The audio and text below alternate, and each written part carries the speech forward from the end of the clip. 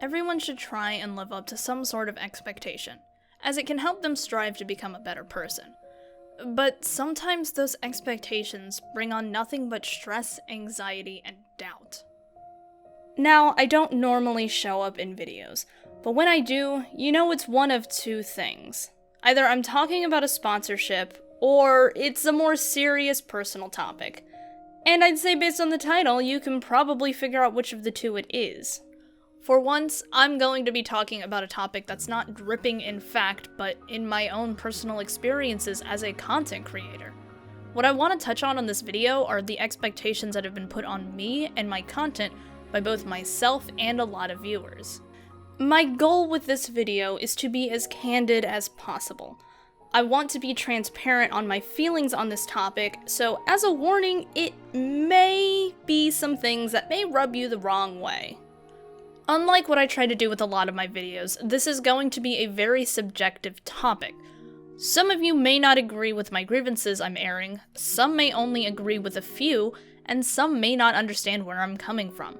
This video was written off of thoughts I've had mucking up my mind for a long time, during my experience of the deceivingly stressful hobby that is content creation. To those who haven't experienced what it's like being a content creator, it might be hard to see it as a stressful, anxiety-inducing job/hobby. But I think enough creators have made their own videos explaining how stressful it really can be, so I want to focus on my take as opposed to an overall view of this position, as well as use this video as a sort of set-in-stone update for this channel. As I echo the feelings a lot of other creators and streamers have, this hobby/job has caused a lot of stress, anxiety, and even more self-confidence issues than I have on a normal basis. For this video, I want to focus on two large areas of expectation that several vocal and non-vocal viewers have inadvertently placed on me: gaming skill and content type. Let's start with that first one. I'm specifying gaming skill because if I say skill in general, that may cause you to think about other skills such as editing, streaming, etc. Most of my other skills I'm confident enough in, but specifically when it comes to my ability to play a video game to the expectations of the audience, that's where I've struggled in everything I've done. This is definitely more of an issue when it comes to streaming as opposed to an edited video essay, but it's definitely an aspect of my content I've gotten numerous comments on over the years. I'll just go ahead and say it, I'm not some amazing gamer who rises to the top of every game I play. That's not me, and that never will be me, and I don't present myself as a competitively focused player. But I like to think most games I put a significant amount of time into, I become above average in. To me, and from what I've observed, there are two types of streamers that viewers will hone in on. Streamers who are either incredibly good at the game they play, or streamers who have comedy nailed down. Both of these skills are ones that, in my opinion, are very hard to acquire, and it's very rare to find a streamer who has mastered both. So I think a lot of people look for either or.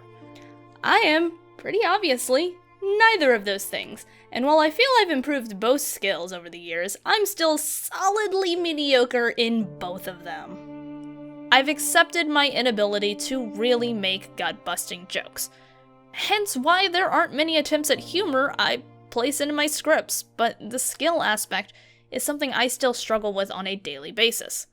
I've stated this many times during streams, but when it comes to shooters, the genre I have unfortunately come to stream a lot of, I am an incredibly inconsistent player.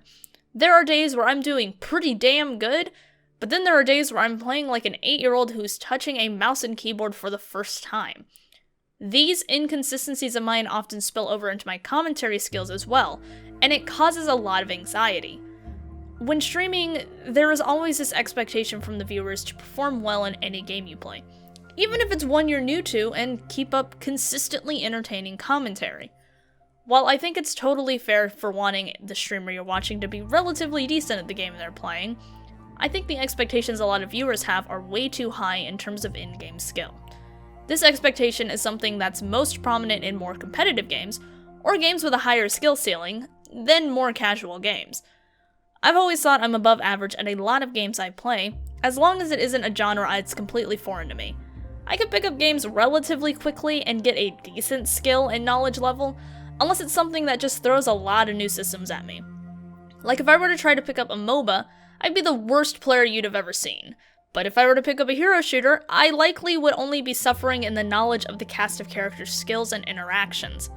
However, the standard I've seen a lot of people have for creators are unrealistic for people who don't dedicate their life to grinding skills and ranks. This is definitely a more prevalent issue in games with a competitive focus. So for my personal experience, I'll be using Overwatch.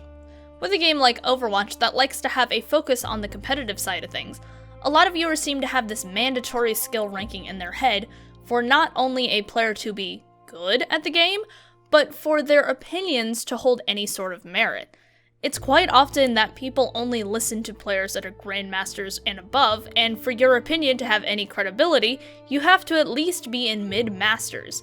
For those unaware of the ranking system and general skew of players, that's likely at most the top 5% of players. I have personally peaked at 3900 on support or high masters, but have been told that if I had really tried, I would have been able to reach GM with no real issue. Thing is, I didn't want to. I already got higher than I ever had thought I would, and I was pretty content with just peaking there. Especially with my inconsistent play, I was pretty damn happy to have even gotten there in the first place. There's this constant pressure to perform to the definition of good a lot of viewers have, and it often becomes overwhelming. It's an unfortunate fact of streaming, and yes, is something I have to deal with. I'm sure some people would say if you didn't want to deal with it, then why don't you just play other games that aren't skill dependent? But the thing is, I want to play what I want to play, so I try my best to deal with it. But when I'm having an off day, it results in a lot of frustration and anger towards myself. When I'm having these days, I feel like I'm letting my viewers down and neither providing them with entertaining gameplay nor commentary. The last aspect of the issue I want to bring up is something that I'm honestly hesitant to touch on, and that's the fact that I feel like there's more pressure to perform above expectations because I'm a woman. In terms of video games, I've always felt I have to prove myself in my skills and knowledge. I've often been dismissed for my thought-out opinions simply because I'm female. Heck, I've been called out for cheating because women have to suck at video games. I've always felt that there's this invisible higher threshold of expectations when it comes to skill, and it's something I'm constantly trying to reach. Multiple people have told me that the only reason I've gained a following is because I am a woman. While people do watch me for varying reasons, and some may watch me just for that, I've always believed most watch me for other aspects. I don't try and utilize my womanly features because it's not how I want to gain attention, and it's not who I am as a person. I want people to enjoy my content because they actually like what I put out, not because I happen to be a female on the internet. There are only two instances in which I talk about my gender. The first is to clear up the common misconception that I am a 12-year-old boy whose voice hasn't dropped. It's why my profile picture has always been of me. It's an attempt to get around that assumption. The other is using it as an attempted joke, such as my segment on Homogeneo's 12 types of TF2 content creators, where I jokingly lusted over Scout's non-existent ass. Nice, mesmerizing, perfectly toned, juicy. I have a tendency to make lewd and crude jokes where I do lean into the stereotype of females fawning over fictional characters. But that's about the extent of it, and it's never meant to be taken seriously. Regardless of how I present myself, I always feel like I'm constantly being looked at with a microscope and laughed at maliciously, dismissed, or insulted for every little thing I might screw up. But I guess that's just a side effect of putting yourself out there. Granted, my earlier videos were based on challenges where I expected to struggle, so those were bound to be laughed at like intended. Those videos actually transition into the second major expectation I'm put under.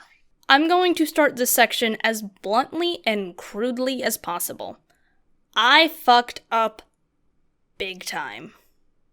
I made the mistake of branding myself as a TF2 content creator in my early days, both with the videos I made and the assets I used for my channel branding. During the crucial growth period, I focused almost entirely on creating TF2 specific content, both because it was what I wanted to do and because it was what people would watch from me. As with anyone that makes a channel focused on a specific topic/game, it's incredibly hard to find success in moving on to different topics. In this case, when I say content topics, I don't mean content style. For example, if someone were to transition between video game videos to IRL vlogs, they're going to have a very difficult time because it's a completely different shift in style and topic. What I'm talking about for me is simply changing the content from one video game to others, and it's something I've been trying to do for well over a year. For those who have been following along with my videos and streams, you've probably noticed that I'm trying to move away from Team Fortress 2. I rarely stream the game, and the last video it had a major part in that wasn't a stream highlight video was in April 2020. The simple reason?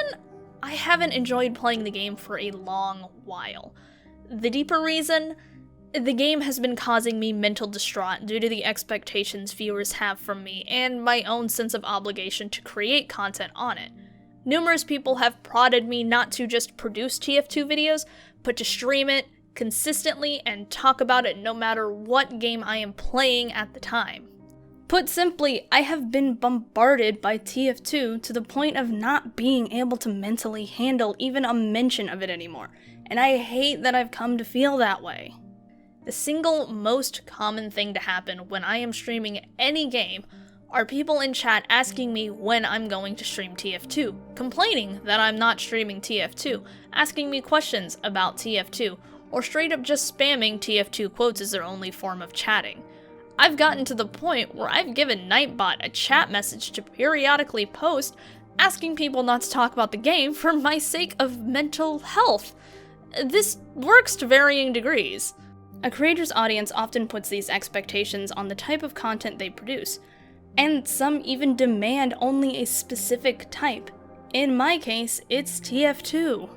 Couple this demand with the way YouTube's algorithm works, and it's easy for a creator to get trapped in creating repetitive content that pleases the audience and their algorithm. The problem is this can be extremely taxing on the creators themselves.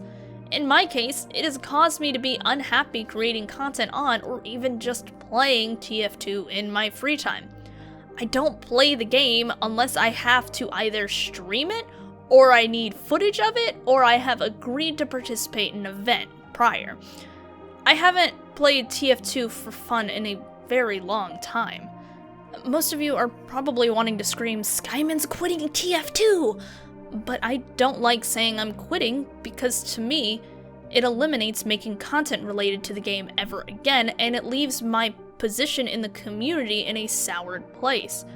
The goal of this video was to make it known my feelings on the metaphorical box I have been put in by the expectations I see people have of me and my own sense of obligation. I want to create content I enjoy, and being force-fed TF2 every single time I make a video that isn't that specific game or stream something else is going to cause me to fully hate the game if I don't speak my current feelings on it. I don't ever want to hate TF2. The game and characters have given me endless enjoyment throughout the years and has very obviously given me a chance to build a community through this channel. But at a point, I just need to put my foot down and say enough is enough. By expressing my feelings, it's helping me eliminate this obligation I've had hanging over my head for years that's pressured me into making content on something I've slowly come to dislike. I can't be expected to continue trying to pump out content that has caused me so much mental distress. When I make videos, I want them to either be something no one has ever touched on, or it's something I'm able to put my own spin on to differentiate it from other videos. I just can't stretch TF2 anymore. Sure, there are some amazing community projects that have been going on in the long-lulled wake of Valve's contribution, but I just don't have the drive to make content on them. Like, guys, you have to admit, I have really stretched some of the topics I've made videos on in the more recent times. I've made videos on PNGs used in one-off updates. I've made an entire convoluted theory about Gravel, and I made a video about Soldier's character that caused me to have to download a nude American Patriot onto my hard drive. If you've followed my more recent videos, that's the type of videos to expect from my channel. I've been doing more structured videos for a long time, but these video essays on different video game topics are what I enjoy. I've simply been trying to expand my potential topics so I don't fully get burnt out on creating things. I'm not doing a large content switch. I'm simply expanding the topics I can passionately talk about. And I like creating discussion. I like presenting my opinions with as much research and facts I can muster together. I'm continuing my in-depth analysis of video games, but I'm doing them about other games I enjoy or aspects that irk me. For those who were around for my earlier days and enjoyed the live commentary videos, I'm uploading stream highlights as an alternative to those. Recording live gameplay commentaries has long since been put behind me, but I want to make sure that there's still something for people who enjoy that type of content. And if streams are something you're interested in, I regularly stream over on that other site. I get a surprising amount of people that come in and say they don't know I stream. So I guess I've got to get the word out a bit more. Come by and say hi. I always enjoy seeing new metaphorical faces in the audience, and I do all sorts of streams, from a variety of games to a monthly chat I've incorrectly labeled as a podcast. This was something I needed to make a video on for a long time. I guess this counts as a long overdue channel update, and I hope you guys can understand where I'm coming from and exactly why I've decided to move on to what I believe will be a more fulfilling form of content on both my part and the channel's. Of course, if you are only here for TF2, I understand leaving, since I can't promise to make anything on a frequent basis. I will make a video if I feel there's something I really want to tackle, and it's not something that has been beaten to death by other creators. But from now on, my goal is to create what I want to create, and not create based on the expectations of others. Special thanks to my Delirious Death Merchants, Damp Volcano, and GTY200, because you certainly have to be delirious to be my highest supporters.